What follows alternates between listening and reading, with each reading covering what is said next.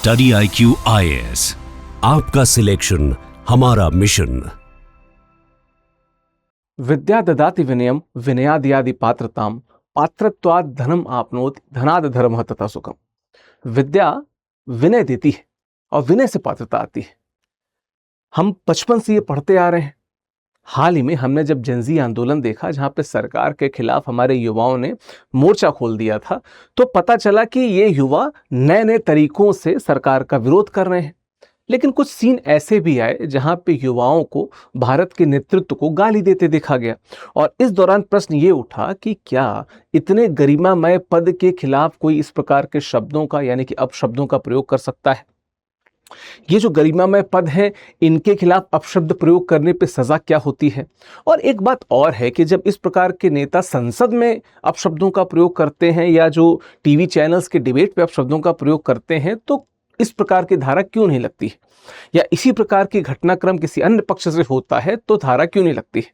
आज हर विषय पे, हर बिंदु पे विस्तार से बात करेंगे और देखेंगे भारत का कानून क्या कहता है और क्या भारत के कानून के हिसाब से इस प्रकार की किसी घटना में सजा होनी भी चाहिए। अंत तक जरूर देखिएगा, ठीक है? क्योंकि ये जो कानून है, गाली गरिमा और कानून की जो बात है, इस पे थोड़ी सी बात की जानी जरूरी है, क्योंकि भारत के जो प्रधानमंत्री हैं श्री नरेंद्र मोदी जी, उनका वीडियो भी आ चुका है। चलिए, ये PDF आपको मेरे टेलीग्राम टारगेट यूपी सेवा विकास सिंह पे मिल जाएगा। इट्स विकास लाइव मेरा इंस्टाग्राम है, यहाँ पे भी जुड़ जाइए। आप मुझे मेल भी कर सकते हैं, हर जगह पे, हर मेरे सोशल मीडिया हैंडल पे आपका स्वागत है, ठीक है? चलिए आते हैं पॉइंट पे। पॉइंट क्या है कि हम सब ने देखा कि 23 जुलाई 2026 को जो जेनजी प्रोटेस्ट चल रहा था, वहाँ पे कुछ स्लोगन्स उठे, कुछ नाम भी हैं, जहाँ पे कुछ लड़कियाँ थी। मैं नाम लेने से बचना चाहूँगा, तो क्योंकि ऐसे बहुत सारे युवा थे जो जो भारत के प्रधानमंत्री हैं श्री नरेंद्र मोदी जी, उनके खिलाफ अपशब्दों का वो प्रयोग कर रहे थे। अब सोशल मीडिया पे इस प्रकार के वीडियो आग की तरफ फैल जाते हैं। नॉर्मल वीडियो जो अच्छे ज्ञान के होते हैं वो तो कहीं फैलते नहीं हैं, लेकिन इस प्रकार के जो ऑब्सीन वीडियो होते हैं उनको और फैलाया भी जाता है, और कहीं ना कहीं दोनों पक्षों को लगता है कि इससे उनकी प्रसिद्धि होगी। होता क्या है कि इससे अभिव्यक्ति की आज़ादी की जो बहस थी वो छिड़ जाती है, और एक बहस हो जाती है कि क्या प्रोटेस्ट में, आंदोलन में, जो भारत के संविधान के तहत आपका मौलिक अधिकार भी है, अगर आप शांतिपूर्वक तरीके से कर रहे हैं, इस प्रकार की भाषा जायज़ है? खैर, सुप्रीम कोर्ट के वकील जो है स्मृति सिंह, उन्होंने उनकी शिकायत पर नोएडा पुलिस ने क्या किया, 0 FIR दर्ज कर ली। अब 0 FIR क्या होती है मैं बता देता हूँ। 0 FIR किसी भी थाने में दर्ज की जा सकती है तात्कालिक रूप से, बाद में वो संबंधित थाने को ट्रांसफर कर दी जाएगी। तो 0 FIR उस बच्ची के खिलाफ हो गई जिसने मोदी जी के खिलाफ में ऑब्सीन शब्द इस्तेमाल किए थे। देखिए, इसके पहले मैं आगे बढ़ूं, ये जो मैं आपको एनालिसिस दे रहा हूं, ये इंडियन एक्सप्रेस और द हिंदू के आर्टिकल्स के हिसाब से दे रहा हूं, और हर स्तर पे और हर जगह पे मैं मानूंगा कि भाषाई मर्यादा होनी चाहिए, है ना? क्रिएटिव लिबर्टी भी होनी चाहिए, लेकिन भाषाई मर्यादा जरूर होनी चाहिए, चाहे आप देश के नेता हों या आप देश के युवा हों, ठीक है? चलिए आगे बढ़ते हैं। तो अब जो FIR है, अगर हम देखें तो किन किन धाराओं पे उनको एक्यूज किया गया है, तो पहला है धारा 352 BNS की, जो है इरादतन अपमान जिससे शांति भंग होने की आशंका है। दूसरी धारा है 353(1) BNS, सार्वजनिक उपद्रव फैलाना। तीसरी है 356(1) BNS, मानहानि यानी कि डिफेमेशन।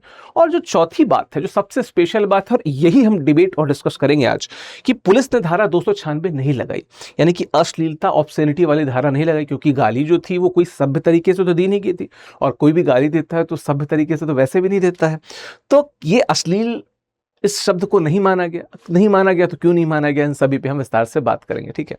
क्योंकि जब हम बात करते हैं ना कि आलोचना और अपमान के बीच की कानूनी रेखा इतनी धुंधली होती जा रही है, तो कहीं ना कहीं UPSC या एग्जामिनेशन की प्रिपरेशन करने वाले छात्रों को जानना चाहिए कि धुंधली रेखा स्पष्ट कब होगी। तो हम इस पे ही बात करेंगे आज, ठीक है? चलिए थोड़ा सा देख लेते हैं, ठीक है? सबसे बड़ा कानूनी फर्क क्या है? देखिए, जहाँ पे हम जब गाली या अपशब्द की बात करते हैं तो क्या होता है कि मुख्य रूप से जब आप बहुत गुस्से में रहते हैं, कुंठित रहते हैं, दुखी रहते हैं, हताशा जताना चाहते हैं, तब आप इस प्रकार के जो शब्द हैं उनका प्रयोग करते हैं। इसका उद्देश्य कहीं से भी यौन वासना जगाना नहीं होता है। लेकिन जब हम अश्लीलता की बात करते हैं, यानी कि ऑब्सीनिटी की बात करते हैं, तो कानून की एक शर्त है जिसको हम कहते हैं लैसिवियस, ठीक है? ये क्या कहती है कि यौन, अगर आपने कोई ऐसे शब्द का प्रयोग किया है जिससे सामने वाले व्यक्ति में नकारात्मक तरीके से यौन इच्छा जग जाती है, तब आप पे अश्लीलता का आरोप लगेगा। आप उस धारा में, यानी कि 296 जो है उसके तहत आप एक्यूज किए जाएंगे, उसके तहत आपके FIR होगी। चलिए, अगर हम अश्लीलता के पिछले 60 वर्षों के इतिहास को देखें तो भारत में एक बड़ा लंबा दौर तय किया है। जैसे हम शुरुआत में देखें 1965 में, तो जो केस था रणजीत डी विदेशी केस जो था, उसमें सुप्रीम कोर्ट ने एक हिकलिंग टेस्ट की बात की थी। हिकलिंग टेस्ट ये था कि अगर आपने कोई रचना बनाई है या आपने किसी प्रकार के शब्दों का, भाषा का प्रयोग किया है, तो टेस्ट किया जाता था कि जो सबसे कमज़ोर मन है, कि समाज में जो सबसे कमज़ोर नया बाल मन है, उस पर उसका क्या प्रभाव पड़ रहा है। अगर उस पर नकारात्मक प्रभाव है या यौन उत्तेजना जगाने वाला है, तो आप पे केस दाखिल होगा। 2006 में लगभग उसके 40 से 50 वर्षों बाद हम देखते हैं दूरदर्शन बनाम आनंद पटवर्धन केस है। बदलाव की शुरुआत होती है। कोर्ट कहती कि नहीं, रचना को टुकड़ों में नहीं बल्कि ओवरऑल देखा जाएगा कि जो औसत सेहतमंद दर्शक है, क्या उस पर इसका प्रभाव पड़ रहा है, सबसे कमजोर वाले पे नहीं, औसत सेहतमंद दर्शक पे, जो आम आदमी है, क्या उसको लग रहा है ये यौन वासना जगाने लायक है या बहुत ही आपत्तिजनक अश्लील है। देन जो एविक सरकार केस है जो 2014 में हम देखते हैं, यहाँ पे एक नया, जैसे यहाँ पे हिकलिंग टेस्ट की बात करते हैं, यहाँ पे नया टेस्ट आता है जिसको कहते हैं कम्युनिटी स्टैंडर्ड टेस्ट।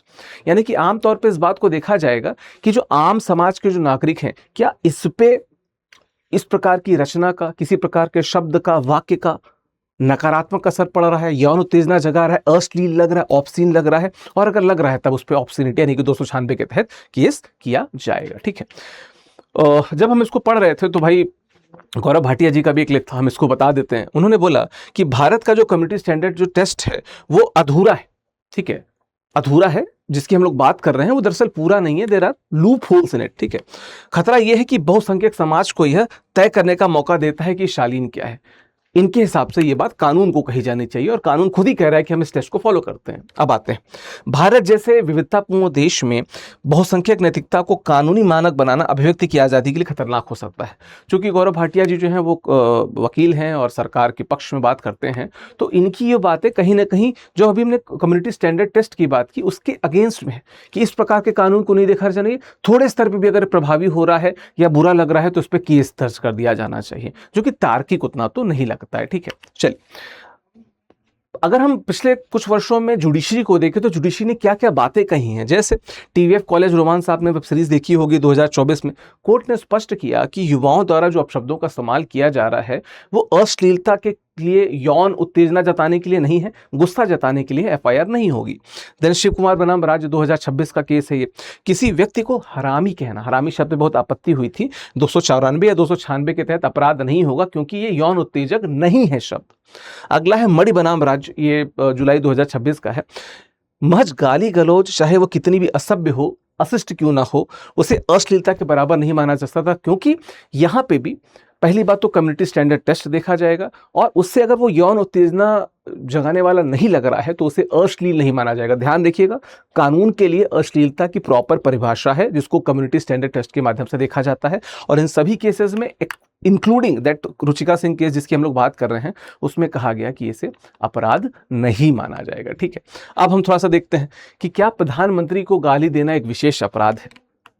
अब देखिए, जब हम वर्तमान समय में बात कर रहे हैं तो नरेंद्र मोदी जी का तीसरा टर्म है और इस बात में कोई दो राय नहीं कि समस्त भारत में एक बड़ा वर्ग है नागरिकों का जो उन्हें बहुत ज़्यादा फॉलो करता है, बहुत ओबे करता है, बहुत रेस्पेक्ट करता है। तो उस धारणा के हिसाब से क्या लगता है कि जो संवैधानिक पद हैं, जैसे प्रधानमंत्री हो गए, राष्ट्रपति हो गए, उनके लिए कोई विशेष कठोर या अस्मिता के विरोधी वाला, यानी कि अपमान वाला जो शब्द है, अगर इस्तेमाल आप करते हो तो इसके लिए कानून मौजूद है। मतलब उनके खिलाफ if you are using obscene words, आप गलत शब्दों का प्रयोग कर रहे हैं, तो वैसा कोई कानून मौजूद है जो आपको सजा दे सकता है।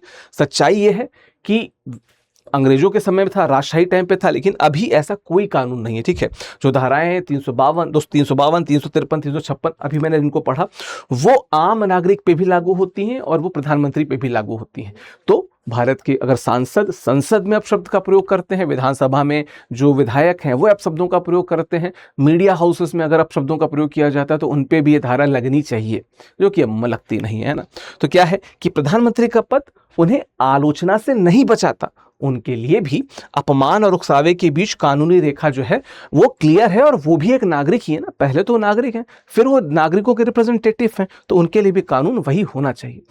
पुलिस द्वारा जो कानूनी धाराएं लगाई गई, अगर हम इसको थोड़ा सख्त की देखें तो क्या चीज है, लोक उपद्रव, पब्लिक मिसचीफ, धारा 353, 352 भी ध्यान रखिएगा।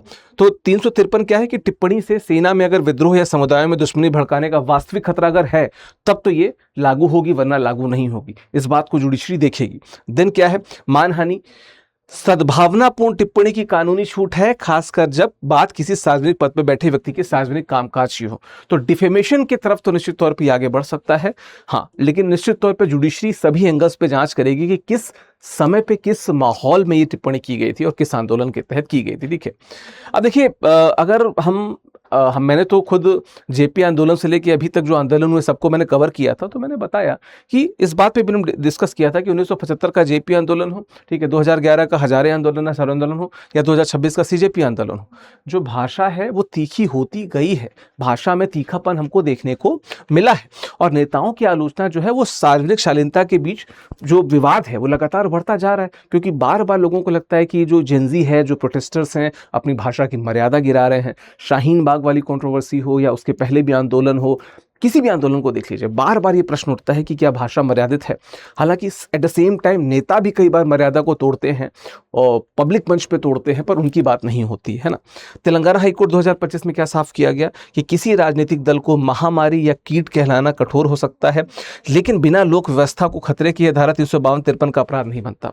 मतलब कोर्ट ने कहा कि yes, you should avoid using these word, but at the same time using these word, इन शब्दों का प्रयोग करना 352-353 के तहत अपराध नहीं होगा।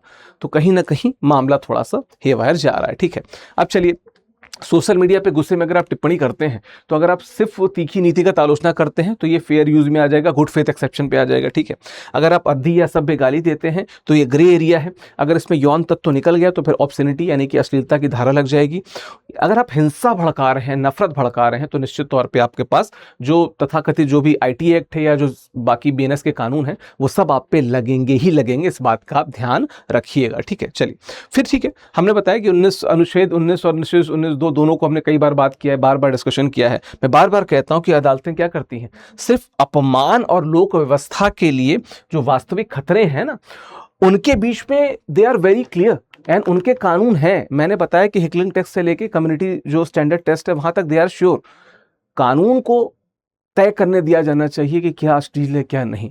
बाकी पॉलिटिक्स में इस प्रकार की बातें लगातार होती रहती हैं, और हमें कई बार इस प्रकार की बातों को गंभीरता से लेना भी चाहिए, और कई बार ये भी देखना चाहिए कि कहीं इसमें राजनीति तो नहीं हो रही। मैं बताता चलूं कि किसी भी मंच पे, किसी भी जगह पे अशोभनीय वर्ड, अश्लील शब्दों का प्रयोग नहीं होना चाहिए। हम गांधी जी के देश से आते हैं, गांधी जी हो, लाल बहादुर शास्त्री हो, भगत सिंह हो, कभी भी आपने उनके द्वारा किसी भी प्रकार से अशोभनीय शब्दों का प्रयोग करते नहीं देखा था। चलिए, कानून रूप से सुरक्षित होना और कानूनी परेशानी से मुक्त होना दो अलग बात है। तो अभी देखना होगा कि वो कानूनी रूप से सुरक्षित हो सकती हैं, पर कानूनी परेशानी से कब तक बचेंगे। इस प्रकार के जो प्रोटेस्टर हैं, ये तो सरकार के हाथ में होगा, पुलिस के हाथ में होगा और कानून के हाथ में होगा। तो निष्कर्ष क्या है? पहली बात, गाली और अश्लीलता दो अलग अलग चीजें, हमें क्लियर होना होगा। सेकंड थिंग, कोई विशेष सुरक्षा नहीं है, मतलब जो प्रधानमंत्री हैं उनके लिए विशेष अपमान विरोधी कानून कोई नहीं है, तो वो भी नागरिकों के दायरे में ही आते हैं।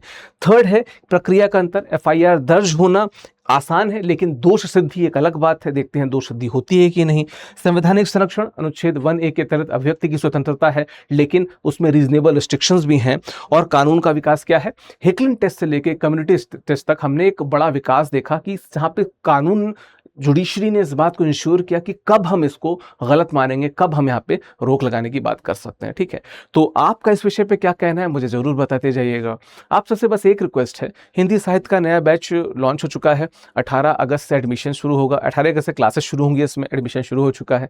मेरा कोड है विकास लाइव, अपने दोस्तों को बताइए, शेयर कराइए। और हिंदी लिटरेचर जो सबसे अच्छा ऑप्शनल हिंदी माध्यम के लिए बेस्ट है यार, सबसे छोटा है, कहानियां हैं, आप इससे जुड़ सकते हैं। तो मेरा कोड है विकास लाइव, आप इसका प्रयोग कीजिए और मैक्सिमम डिस्काउंट आप इससे प्राप्त कर सकते हैं। कोई कंफ्यूजन हो, कुछ पूछना हो, आप उससे पूछिए, मैं वहाँ पे हमेशा अवेलेबल रहूँगा, लेकिन इससे जुड़ सकते हैं। बाकी ये PDF आपको मिलेगा टेलीग्राम पे, मेरा इंस्टाग्राम ये है, मेरा Gmail है, तीनों जगह पे आपका स्वागत है, तीनों जगह पे अपने विचार व्यक्त कर सकते हैं। लेकिन सबसे पहले विचार व्यक्त कीजिए कमेंट बॉक्स में, क्या लगता है इस प्रकार के कानून होने चाहिए और क्या इस प्रकार के कानूनों का दुरुपयोग होता है। एंड थर्ड, जेन ज़ी ने जिस प्रकार की भाषा का प्रयोग किया, सभी ने नहीं किया, 2-4-5% थे जिन्होंने इस्तेमाल किया।